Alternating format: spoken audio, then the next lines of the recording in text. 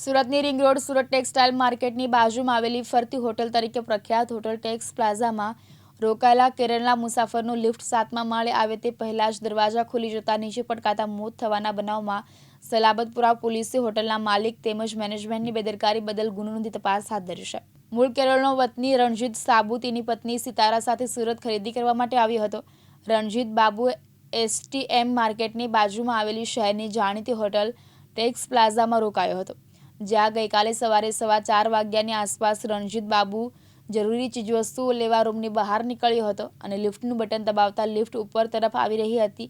તે દરમિયાન લિફ્ટ મેન્ટેનન્સની ક્ષતિ અને હોટલ મેનેજમેન્ટ અને માલિકની બેદરકારીને કારણે લિફ્ટનો દરવાજો ખુલી ગયો હતો અને રણજીત બાબુને એમ થયું કે લિફ્ટ આવી ગઈ છે, જેથી તે 7મા માળેથી નીચે પટકાયો હતો। મૃતકની પત્ની દ્વારા લિફ્ટ બગડેલી હોવાને કારણે બનાવ બન્યો હોવાનો આક્ષેપ કરાયો હતો। આ મામલે સલાબતપુરા પોલીસે હોટલના માલિક ભીખાજી ડવિયરવાલા અને મેનેજમેન્ટ વિરુદ્ધ બેદરકારી બદલ ગુનો નોંધવામાં આવ્યો છે।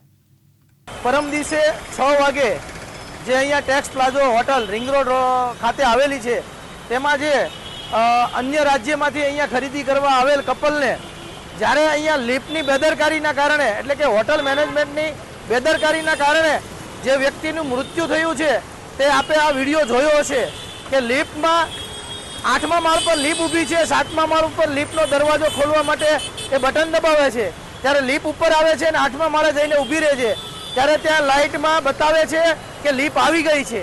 તો જે વ્યક્તિનું મૃત્યુ થયું છે એ દરવાજો ખોલતા તરત જ ખાડામાં 7મા માળેથી નીચે પડે છે, એટલે આશરે 70 થી 80 ફૂટના અંતરે માણસ નીચે પડી અને મૃત્યુ પામે છે।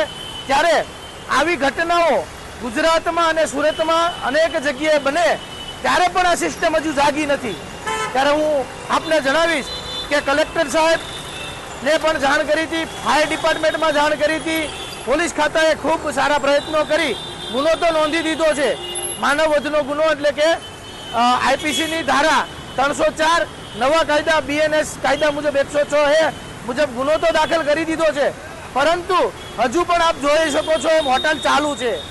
જે હોટલના મેનેજમેન્ટને કોઈની ધરપકડ તો થશે જ, પરંતુ આ હોટલના મિસમેનેજમેન્ટના કારણે હજુ પણ કોઈ પણની મૃત્યુ થાય એવી ગંભીર હાલત હોટલની છે, જે આપ લિફ્ટ હજુ પણ જોઈ શકો છો।